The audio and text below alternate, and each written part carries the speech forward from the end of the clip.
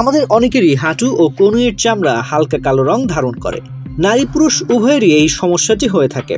কালচে হাঁটু ও কনুই নিয়ে উদ্বেগের কিছু না হলেও ছোট পোশাক ও স্লিভলেস টপ বা ব্লাউজ পরলে তখন হাইপার পিগমেন্টেশনগুলি চোখে ধরা পড়ে।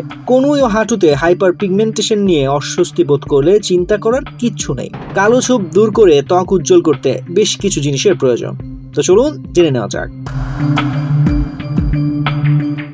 এই দাগ দূর করতে ঘরোয়া উপায় প্রয়োগ করতে পারেন। তো চলুন জেনে নেই কোন উপায়গুলো অবলম্বন করলে আপনি এই দাগগুলো সহজেই দূর করতে পারবেন। হলুদ।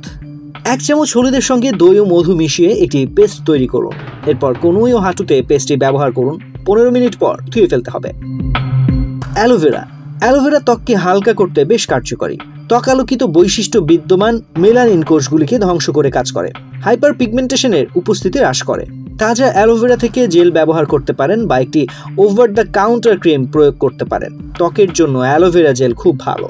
20 মিনিট দাগের উপর জেল মেখে অপেক্ষা করুন। শুকিয়ে এলে ঠান্ডা পানি দিয়ে মুছে ফেলুন। লেবুর রস। প্রাকৃতিক ব্লিচিং বৈশিষ্ট্যের জন্য সুপরিচিত লেবু। এটি ত্বককে হালকা ও উজ্জ্বল দেখাতে লেবুর রস ব্যবহার বহু যুগ ধরে হয়ে আসছে। ত্বকের জন্য বেশ উপকারী লেবু।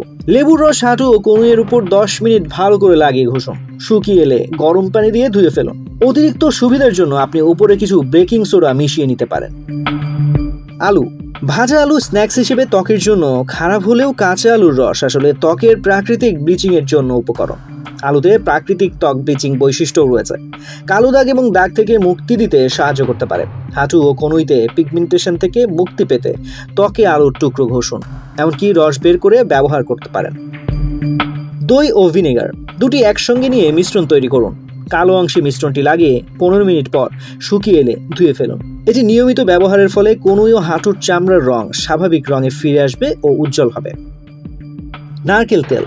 গোসলের আগে নারকেল তেল দাগের উপর ভালো করে ম্যাসাজ করুন। সাবান ব্যবহার না করে 1-2 ফোঁটা লেবুর রস দিতে পারেন। পরে গরম পানি দিয়ে গোসল করে নিন। কিছুদিনের মধ্যেই সুফল পাবেন।